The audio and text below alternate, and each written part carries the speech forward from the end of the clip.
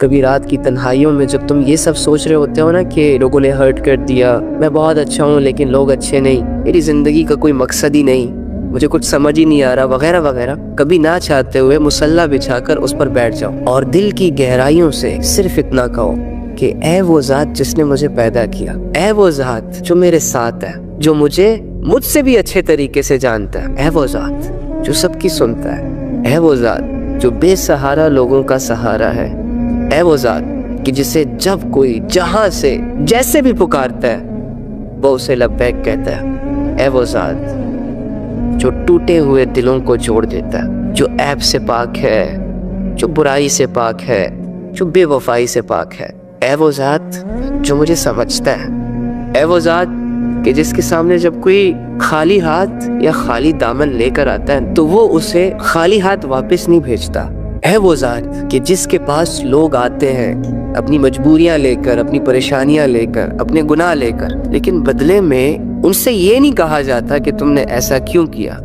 समझाया नहीं था तुम्हें मैंने, नहीं नहीं नहीं नहीं, बल्कि उन लोगों के हालात ही बदल देता है, गुनाहगारों को माफ करके भेजता है वापस, मुश्किलात और परेशानियों में घिरे हुए लोगों के हालात बदल कर वापस भेजता है, जो किसी से कुछ नहीं मांगता और सिर्फ देता ही रहता है, जो किसी का मोहताज नहीं है, सब उसी के मोहताज है। ट्राई तो करो, पुकारो तो सही मोहब्बत से, अपनी अनाओं को कुर्बान तो करके देखो अल्लाह के सामने, फिर देखो अल्लाह तुम्हें गंदगी से निकाल कर पाक साफ जिंदगी की तरफ लेकर जाएगा, गुनाहों के अंधेरों से निकाल कर हिदायत की रोशनियों के सफर करवाएगा। एक दफा भरोसा करो अपने रब पर, एक दफा अपने रब के लिए अपने गुनाहों की कुर्बानी दो, अपने नफ्स की कुर्बानी दो। अल्लाह रब्बुल इज्जत तुम्हारी इस छोटी सी एफर्ट के बदले तुम्हारे लिए लाखों दरवाजे खोलेगा, खुशियों के, राहतों के, और तुम्हारा खोया हुआ सुकून तुम्हें वापस दे देगा, तुम्हारा कंफर्ट जोन बहाल हो जाएगा। देर मत करो, आओ उस रब के पास जिसमें मोहब्बत ही मोहब्बत है, जुड़ जाओ अपने उस रब से जिसमें कोई बेवफाई नहीं है, तुम्हारी हर फीलिंग्स की कदर करता है। रब होकर मोहब्बत का हाथ बढ़ाए और तुम एक बंदा होकर, एक गुलाम होकर नखरे दिखाओ। मेरी जान ये तो अच्छी बात नहीं है ना, अभी भी कुछ नहीं बिगड़ा, अपनी इस्लाह कर लो, तौबा से इसकी शुरुआत करो, इबादत में अपनी जान लगा दो, हर गलती, हर गुनाह, हर कोताही के बाद फिर से पुकार लेना उसको, आ जाएगा तुम्हारी मदद के लिए। जहां तुम डाउन फील करो, जहां खुद को तुम गिरा हुआ महसूस करो, पुकार लेना अपने रब को, फिर से उठा लेगा तुम्हें, तुम्हारी हिम्मत और तुम्हारी पावर फिर से डेवलप कर देगा। वो तो बेजार नहीं होता, वो तो नहीं थकता, वो तो तंग नहीं होता, तुम तंग होते हो, वो पीछे नहीं होता, मैं और तुम पीछे हो जाते हैं, वो हमेशा आगे बढ़ता है। समझाने वाले और कितना समझाए हमें, अल्लाह की रहमत और कितने मौके दे हमें। अब हमें भी ये चाहिए कि हम कुछ अच्छे फैसले करें अपने लिए, अपनी आखिरत के लिए, अपनी नस्लों के लिए, तो करेंगे ना इंशाल्लाह। कितने फैसले तुमने आज तक अपनी जिंदगी में अल्लाह के लिए किए, कितने फैसले आज तक तुमने जिंदगी में लोगों के लिए किए, फिर जो फैसले तुमने अल्लाह के लिए किए थे उन्हें भी सोचो, और जो फैसले तुमने लोगों के लिए किए थे उन्हें भी सोचो, जो टाइम तुमने अल्लाह के साथ गुजारा था वो भी सोचो, जो टाइम तुमने लोगों के साथ गुजारा वो भी सोचो, वो तन्हाइयां जो अल्लाह के साथ इबादतों में गुजरी उसे भी सोचो, वो तन्हाइयां जो गुनाह करते हुए गुजरी उसे भी सोचो। अब इन दोनों चीजों को, इन दोनों हालतों को आपस में कंपेयर करो और अपने दिल से पूछो, अपने दिमाग से पूछो कि कौन सा टाइम पीरियड खूबसूरत था, कौन सा एहसास खूबसूरत था, तो तुम्हारे दिल की गहराइयों से ये आवाज आएगी कि अगर अल्लाह ने तुम्हें अपने लिए बनाया था तो तुम्हारी ये जिंदगी सूट भी अल्लाह के साथ करती है, और वो जिंदगी जो अल्लाह से कटकर लोगों के साथ गुजरी, दुनिया के स्कोप्स को फॉलो करते हुए गुजरी, दुनिया में गुजरी, यहाँ वहाँ की सुनी सुनाई बातों में गुजरी, जिसके बारे में अल्लाह ने कहा वमल हयातुद दुनिया इल्ला मताउल गुरूर, कि दुनिया की जिंदगी धोखे की सिवा कुछ नहीं है। तो ढूंढो अपनी जिंदगी में कि कहाँ कहाँ तुमने दुनिया और दुनिया के लोगों पर यकीन किया, एतबार किया, और बदले में तुम्हें धोखे मिले, तुम्हें हर्ट किया गया, तुम्हें डिच किया गया, तुम्हें धक्के दिए गए, तुम्हें समझा तक ना गया। और जानते हो ये क्यों हुआ? क्योंकि तुमने अल्लाह की इस बात को नहीं समझा कि तुम्हारे अल्लाह ने तुम्हारी भलाई के लिए, यार मेरी जान, मोहब्बत के जज्बों से तुम्हें ये कहा था वमल हयातुद दुनिया इल्ला मताउल गुरूर, देख मेरे बंदे ये दुनिया मैंने बनाई है, मैं जानता हूँ इसकी रियलिटी को, तू तो इसमें पैदा हुआ है, तुझे तो अलिफ और बे का नहीं पता, लिहाजा ये दुनिया की जिंदगी धोखे के सिवा कुछ नहीं है। और दूसरी जानिब हुवल्लज़ी युनज़्ज़िलु अला अब्दिही आयातिम बय्यिनातिन लियुख़रिजकुम मिनज़्ज़ुलुमाति इलन नूर, और मेरे बंदे मैं तुम्हारा वो रब हूँ जो तुम पर खुली खुली आयतें नाजिल करता है, तुम्हें एजुकेट करता है, कॉज क्या है इसकी, रीजन क्या है, ताकि वो तुम्हें इन अंधेरों से निकाल कर रोशनियों में डाल सके। वो अंधेरे जिसमें तुम खुद जाते हो, उन अंधेरों से तुम्हें अल्लाह निकालना चाहता है जिसमें लोगों ने तुम्हें धक्के दे दे के गिराया हुआ है। और आज तुम्हारी और मेरी सिचुएशन ऐसी है कि इन अंधेरों ने हमें अपने अंदर समा लिया है, हमें कुछ नजर नहीं आ रहा, जागती आंखों से दुनिया देख रहे हैं लेकिन समझ कुछ नहीं आ रहा, पल्ले कुछ नहीं पड़ रहा। तो जो बंदा भी रब की बात का यकीन नहीं करेगा वो ऐसे ही जलील होता रहेगा, परेशान होता रहेगा। नमाज का टाइम था, नहीं पढ़ी नमाज, लगे रहे मोबाइल में। हलाल हराम सामने आया, हलाल को मुश्किल जान के उसे छोड़ दिया, हराम को आसान जानकर उसे अपना लिया। हराम को चूज किया जस्ट बिकॉज ऑफ कि वो इजी था, ज़्यादा बेनिफिट था उसमें, लस्ट थी उसमें, डिज़ायर्स थे उसमें। फाइन, तेरे पास ऑप्शन था कि तू रसूलुल्लाह सल्लल्लाहु अलैहि वसल्लम से मोहब्बत करे, नहीं हुई तुझे रसूल से मोहब्बत, नहीं मानी तूने उनकी बातें और कर लिए भरोसे लोगों पर, इंसानों पर, और कर ली उनकी गुलामी। तेरे पास हलाल कमाने के सोर्सेस थे, तूने हलाल की मुशक्कत को इग्नोर किया लेकिन तू हराम की तरफ गया जस्ट बिकॉज ऑफ के हराम करूंगा तो ज़्यादा आएगा। खा लिया तूने सारी उम्र हराम। तेरे पास निकाह का ऑप्शन था, तूने निकाह की हिम्मत नहीं की, जिना कर लिया। तेरे पास बहुत सारी ड्रिंक्स थी हलाल, तू पी सकता था, तूने हलाल ड्रिंक्स को इग्नोर किया और नशो तमाशो और हराम चीज़ों की तरफ गया। लाइफ ऐसे भी गुजर जाएगी लेकिन हाथ क्या आएगा, एट दी एंड क्या होगा। चल ठीक है, तूने पूरी ज़िंदगी अल्लाह में इंटरेस्ट नहीं लिया, चलो कि फ़ाइन, तुझे शोबिस में इंटरेस्ट था, तुझे नाच गाने में इंटरेस्ट था, तुझे बेहयाई में इंटरेस्ट था और इन चक्रों में तूने अल्लाह में इंटरेस्ट नहीं लिया, दीन में, शरीयत में इंटरेस्ट नहीं लिया। गुजर गई तेरी ज़िंदगी उन्हीं चीज़ों में कि जिन चीज़ों से तुझे मज़ा मिल रहा था, लज्जत मिल रही थी, तेरा दिल खुश हो रहा था। ओके, एट दी एंड 10 साल, 20 साल, 40 साल, 50 साल बाद फिर तो सोच लो यार, अल्लाह के बंदे, जब तेरे पास गुजारने को एक पाक साफ इज्जतों वाली ज़िंदगी है तो गंदगी में क्यों मुंह मार रहे हो? गंदी ज़िंदगी गुजारने की क्या ही ज़रूरत है? अरे जब तेरे पास तेरे दुख सुनने को, तुझे माफ़ करने को, तेरा साथ देने को तेरा रब मौजूद है तो तुम क्यों पैनिक हो रहे हो? फिक्र तो वो करे, गम तो वो करे कि जिनकी ज़िंदगियों में सब कुछ है लेकिन वो अपना दुख, अपना दर्द, अपने दिल के जज्बात खुदा को सुना नहीं सकते। बस मैं ये चाहता हूँ कि मेरा भाई और मेरी बहन एक पाक साफ जिंदगी गुजारे। एक दो लड़कियां इनकी फ्रेंड बन जाए ना, फिर माँ की 10 आवाज़ों को इग्नोर करेंगे और गर्लफ्रेंड के एक मैसेज को इग्नोर करना अपने लिए जुर्म समझेंगे। इतने गिरे हुए लोग बड़ी बड़ी कामयाबियां कैसे अवेल करेंगे? जिनकी सोच इतनी छोटी हो, जिनकी सोच ही अभी लड़कियों से ना निकली हो, टिकटॉक से ना निकली हो, नाचने गाने से ना निकली हो, वो लोग दुनिया में कैसे चेंज लाएंगे? एक सोची समझी साजिश के तहत इनके जहनों को गुलाम बनाया, इनको नंगे जिस्मों का शौकीन बनाया गया। अब अगर इनके सामने सॉफ्टवेयर के जरिए से भी कोई लड़की नाचते हुए सामने आएगी ना, तो ये अपनी रियल जिंदगी से कट ऑफ हो जाएंगे। ओ भाई, मोबाइल है ना, तुम्हारी उस तक अप्रोच है ना, तुम उसे जानते हो ना, तुमने उसे रियल में देखा ना, तुम उससे मिले। उसके बावजूद कुछ लोगों ने घंटों घंटे सिर्फ अपनी आंखों की लज्जतों को पूरा करना होता है, और आंखों की लज्जतों को पूरा करते करते अल्लाह के वो अहकामात जो कि ये रियल में कर सकते हैं, जो कि ये फिजिकली कर सकते हैं, उनको इग्नोर कर देंगे। हमारी उम्मत ख्यालों की दुनिया में जी रही है, ये सब सो गए हैं, इनके दिल मर चुके हैं। मेरा दिल तो चाहता है कि मैं एक एक लड़के को ऐसे झंझोड़ूं कि होश करो, मरना है, जाना है इस दुनिया से, कुछ करो आखिरत के लिए। अपने पैसों से अपना पैकेज लगाकर गैरों के लिए अपनी जिंदगी जी रहे। खुदा की कसम, सहाबा ने अपनी जान, अपना माल, अपना वक्त सिर्फ और सिर्फ अल्लाह के लिए मुख्तस किया था, सिर्फ और सिर्फ अल्लाह को दिया था। हम अपनी जाने, अपना माल, अपना वक्त लोगों के लिए वेस्ट कर रहे हैं, लोगों के लिए अल्लाह से कट गए और फिर भी लोगों के दिलों में अपनी जगह नहीं बना पा रहे, वैल्यूज नहीं बना पा रहे। ऐसी मीठी नींद हमें सुला दिया गया ना कि अब इस नींद से जागने का दिल ही नहीं कर रहा। अब जो समझाता है वो हमारा सबसे बड़ा दुश्मन है, और जो हमारी हाँ में हाँ मिलाता है वो हमारा दोस्त है। यार कसम से 5 मिनट के लिए रात को सोचो बैठकर कि अगर अल्लाह रब्बुल इज्जत ने अभी मुझे बुला लिया अपने पास, तो क्या मेरे अमाल ऐसे हैं कि मुझे अल्लाह कामयाब कर देगा? क्या मेरी नमाजें पूरी है? क्या मेरा अल्लाह के साथ कनेक्शन स्ट्रॉन्ग है? क्या मैंने कुरान के हलाल और हराम को जाना और फिर माना?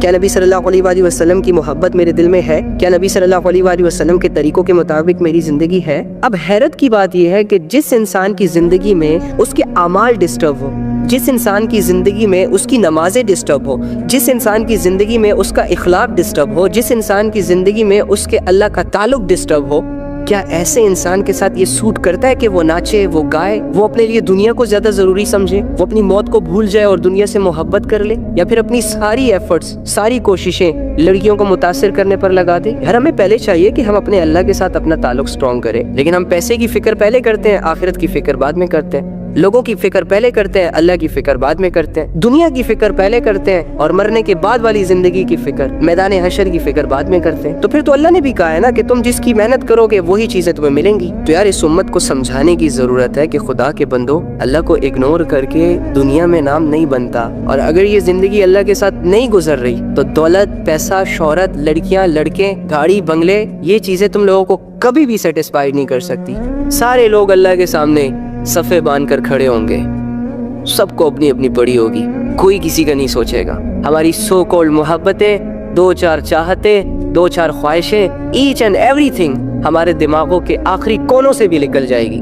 जिस आखिरत को आज मैं और आप इग्नोर कर रहे हैं ना, अल्लाह की कसम उस आखिरत में जिस दिन हम पहला कदम रखेंगे ना, तो हमारी ये मरी हुई अकलें भी जिंदा हो जाएंगी, हमारे ये मरे हुए देह भी जिंदा हो जाएंगे, और वो एहसास, वो जज्बात, वो रियलाइजेशन, वो फीलिंग्स जिनका आज हमें एहसास नहीं हो रहा, उस वक्त ये सारी चीजें भी ठिकाने आ जाएंगी। वमल हयातुद दुनिया इल्ला मताउल गुरूर, कि दुनिया की जिंदगी धोखे के सिवा कुछ नहीं है, मैंने बनाई है, मैं ज्यादा जानता हूँ इस दुनिया को, तू यकीन कर मेरी बात पर। लेकिन इंसान ने कहा नहीं यार, अब इसके चेहरे बड़े हसीन हैं, इसकी सो कॉल्ड शोहरत जब मिलती है ना, बंदा उरूज पर चला जाता है। नहीं यार, अब यहाँ की लज्जतें बड़ी इंटरेस्टिंग है, पागल कर देती हैं लोगों को। यहाँ मजा आता है लोगों से बात करते हुए, मजा आता है गुनाहों को करते हुए। अपनी मर्जियों पर चलकर भी देख लिया हमने, गुनाहों की लज्जतों को भी टेस्ट करके देख लिया हमने, लोगों पर भरोसा करके भी देख लिया हमने। क्या मिला हमें? कुछ मिला ना, सुकून मिला, ना इज्जत मिली, ना शोहरत मिली, दर बदर की ठोकरें खा रहे हैं हम। तो यार बस करो ना, आपके रब ने आपको किसी चीज से मना तो नहीं किया, सिर्फ एक तरीका बताया है, उस तरीके पर चलकर वो चाहत, वो ख्वाहिश, वो लज्जत हासिल करो। लेकिन यार जिसने तुम्हें पैदा किया और जो तुम्हें खिला पिला रहा है ना, उसके बागी मत बनो, क्योंकि उसके बगैर तुम कुछ भी नहीं। उसकी मान कर चलो, वो तुम्हें कभी भी तन्हा नहीं छोड़ेगा, किसी गुमराही के हवाले नहीं करेगा। भरोसा तो करो, एतबार करो, यकीन रखो अपने अल्लाह पर। इमेजिन करें कि हर रास्ते का हमसफर आपका अल्लाह हो।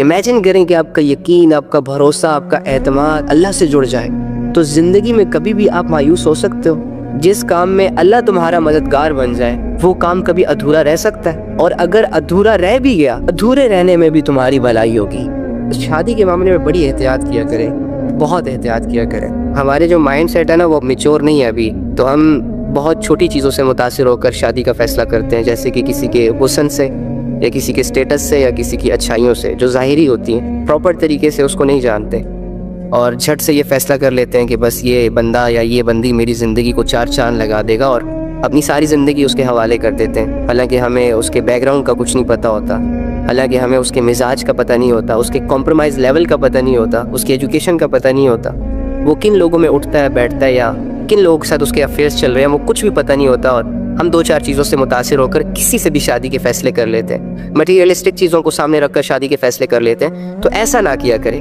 किरदार बहुत मैटर करता है, ईमान बहुत मैटर करता है, अल्लाह का ताल्लुक बहुत मैटर करता है। ये अली भाई, जो लोग शादीशुदा है और उसके बावजूद भी अफेयर्स करते हैं, उसके बारे में बताएं कुछ।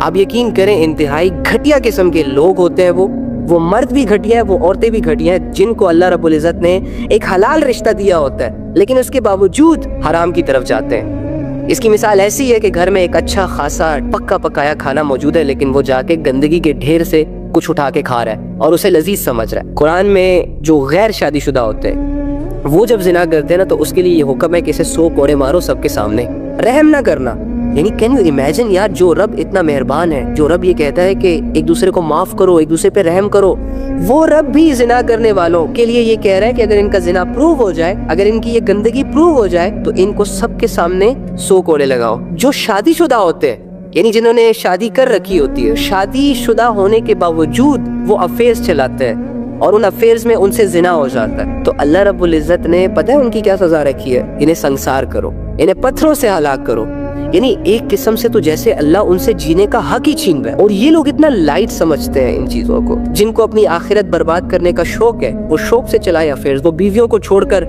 मारते रहे मुंह गंदगियों में। अल्लाह रब्बुल इज्जत की नेमत के साथ नाकदरी भी है, नाशुक्री भी है, खिलवाड़ भी है कि अल्लाह ने तुम्हें बीवी अता की, शौहर अता किया और तुम उसमें इंटरेस्ट नहीं ले रहे और बाहर की लड़कियों के साथ, बाहर के लड़कों के साथ अफेयर्स चला रहे हो। ये तो गैरत के खिलाफ है, ये तो हया के खिलाफ है, ये तो इंसानियत के खिलाफ है। जो लोग भी ऐसा कर रहे हैं वो इंसान नहीं हो सकते, लेकिन जो मोमिन होता है ना, वो अल्लाह की हुदूदों को क्रॉस नहीं करता। जो मुसलमान होता है, जिसके दिल में अल्लाह का खौफ होता है ना, वो ये देखता है कि अल्लाह रब्बुल इज्जत की रजा किस चीज में है। ओके, तो बहुत सारे लोग ऐसे होते हैं जो लज्जतों के दीवाने होते हैं, वो लज्जतों में ही अपनी जिंदगी गुजार रहे होते हैं। अल्लाह ऐसे लोगों की हिफाजत भी करे और हमारी भी उन लोगों से हिफाजत करे। मैं नहीं जानता कि वो कौन थी, क्या थी, लेकिन उसके जो अल्फाज है ना, वो कलेजा चीरने वाले हैं कि जालिमों मैंने निकाह किया था, कोई सिना तो नहीं। जब एक इंसान इस दुनिया में पैदा होता है ना, तो उसके सारे रिश्ते अल्लाह ने ऑलरेडी बनाए होते हैं, फिक्स किए होते हैं। जब वो आँख खोलता है, बाप पहले से मौजूद, माँ पहले से मौजूद, बहन भाई रिश्तेदार, सारे रिश्ते अल्लाह की मर्ज़ी से बने हुए होते हैं। लेकिन एक इकलौता हक इस पैदा होने वाले को दिया जाता है और वो हक निकाह का है। फरमाया कि दो मोहब्बत करने वालों के दरमियान बेहतरीन रिश्ता निकाह का है। अल्लाह ने मना नहीं किया, रसूलुल्लाह ने पसंद की शादी को अप्रिशिएट किया। मर्द और औरत दोनों के पास पसंद की शादी का हक है। वालिदैन ओपिनियंस दे सकते हैं, राय दे सकते हैं, समझा सकते हैं, रिसर्च कर सकते हैं, लेकिन वालिदैन खुदा बनकर, घर वाले रिश्तेदार खुदा बनकर किसी की शादी का फैसला नहीं कर सकते। ये अल्लाह का दिया हुआ एक इकलौता हक भी बहुत सारे लोगों से छीन लिया जाता है। जहाँ उनकी मर्जी नहीं होती वहाँ उनकी शादियाँ फिक्स करवा दी जाती हैं और फिर सारी उम्र उनका पूछा तक नहीं जाता। जब उनके दरमियान क्लैशेस आते हैं, कोई सॉर्ट आउट करने के लिए नहीं आता। वो रिश्ता जो मोहब्बत से चलता है, जिसका ईंधन मोहब्बत है, इज़्ज़त है, वो ख़ानदान, सोसाइटी और मुआशरे की वजह से बोझ बना दिया गया। ज़बरदस्ती की शादियाँ करवाई जाती हैं। जब लड़कियां अपने लिए स्टैंड लेती हैं तो उन्हें धमकियां, इमोशनल ब्लैकमेलिंग, डराया धमकाया जाता है। क्या करे वो बेचारी। एक बाप को यूँ लग रहा होता है कि ये सब करके हम अपना हक अदा कर रहे हैं। एक भाई को ये लग रहा होता है कि ये सब करके हम ख़ानदान वालों को खुश करते हैं। सोसाइटी के 2-4 मर्दों को खुश करने की खातिर गलत फैसले करते हैं और अपने आप को मर्द बनाने की कोशिश करते हैं। ये अभी जो एक वाक़या हुआ है बलूचिस्तान में, एक बहन को गोलियां मार के शहीद किया गया और उसका जुल्म सिर्फ इतना था कि उसने पसंद की शादी की, निकाह किया। ये जिन सो कॉल्ड गैरतमंद लोगों ने 2-4 लोगों की बातों में आकर ये काम सरअंजाम दिया, अगर तुम वाकई मर्द हो, अगर तुम वाकई इतने बहादुर हो, रात की तन्हाई में 2 मिनट के लिए अपने आप को सिर्फ उस लड़की की जगह इमेजिन करो और वो गोलियां जो उस लड़की के सीने से आर पार हो, जिनसे उसकी ज़िंदगी ख़त्म हुई, सिर्फ तसव्वुर करके देखो कि वो तुम्हारे सीने से आर पार हो रही है और तुम्हारा जुर्म सिर्फ इतना हो कि तुमने एक हलाल तरीके से अपनी ख्वाहिश पूरी की, जिसमें अल्लाह को कोई मसला नहीं था, रसूलुल्लाह को कोई मसला नहीं था, इस्लाम को कोई मसला नहीं था, लेकिन तुम्हारी सो कॉल्ड सोसाइटी को उस फैसले से मसले थे। तुम्हारी रूह ना कांपी ना, तुम्हारी ये गैरत तुम्हारी खोपड़ी के आर पार ना हुई ना, तो कहना। शर्त यह है कि अगर ज़मीर ज़िंदा हो, लेकिन ऐसे लोगों के ज़मीर ज़िंदा कहाँ रहते हैं। ये तो लोगों के हाथों की कठपुतलियाँ होती हैं। इनके अपने दिमाग तो सुन हो चुके होते हैं। इनसे तो जब कहा जाता है कि यार तुम जिस काम को गैरत का नाम दे रहे हो वो सबसे बड़ी बेगैरती है, तुम जिसे बहादुरी समझ रहे हो वो सबसे बड़ी बुज़दिली है, तो आगे से बता क्या कहेंगे। आगे से कहेंगे यार अगर हम ऐसा ना करें तो फिर लोग कहेंगे कि बेगैरत है। लिहाजा अपनी गैरत को बचाने के लिए इन गैरतमंदों ने वो बेगैरती वाला काम किया जो एक मर्द के साथ सूट नहीं करता, जो एक मोमिन के साथ सूट नहीं करता। जानते हो, मजलूम की दुआ अल्लाह की अर्श को हिला देती है यार। एक सेकंड के लिए इमेजिन करो, तसव्वुर करो कि उसकी घायल रूह जब अल्लाह रब्बुल इज़्ज़त के सामने पेश हुई होगी और अल्लाह से शिकायत कर रही होगी कि अल्लाह तेरे बंदों ने मेरे साथ ये किया, कि ज़रा सा तसव्वुर तो करो इस चीज़ को। तुमने 2-4 लोगों की बातों में आकर और अपने आप को एक मर्द साबित करने के लिए 2-4 गोलियां चला दी एक मजलूम पर। हो गई तेरी वाह उन जाहिलों में, लेकिन अल्लाह की नज़रों में तू फेल हो गया। रसूलुल्लाह सल्लल्लाहु अलैहि वसल्लम की नज़रों में तू फेल हो गया। तू सिर्फ एक इंसान का कातिल नहीं है ब्रो, तूने एक इंसान को मार के पूरी इंसानियत को मार दिया। तेरे हाथ नहीं काम पे यार। एक सेकंड के लिए भी तेरे दिल में ये ख्याल नहीं आया कि मुझे रुक जाना चाहिए, जिस बंदे को अल्लाह ने जीने का हक दिया उस बंदे से मैं होता कौन हूँ जीने का हक लेने वाला। जिस बंदे को अल्लाह ने जिंदगी दी हो मैं होता कौन हूँ उससे उसकी जिंदगी छीनने वाला। न जाने ऐसे कितने केसेस होते होंगे पूरी दुनिया भर में। और फिर लोग मुझे कहते हैं कि भाई आप हमेशा इस दुनिया को बुरा भला कहते रहते हो। मैं कहाँ कह रहा हूँ, बनाने वाले ने खुद इसकी हकीकत बता दी। अमल हयातुद दुनिया इल्ला मताउल गुरूर। शर्म से डूब मरने का मुकाम है ये, स्पेशली उन लोगों के लिए जो लोग अपने आप को सो कॉल्ड स्टार समझते हैं, जो अल्लाह की दी हुई आवाज़ों को अल्लाह के अगेंस्ट इस्तेमाल करते हैं। और उन 2-4 चेहरों के लिए शर्म से डूब मरने का मुकाम है जो अल्लाह के दिए हुए फेस कट को सिर्फ इस नियत के साथ तैयार करते हैं या सजाते हैं कि कल ना महरमों का मेला लगेगा तो मेरी भी बोली लगनी चाहिए।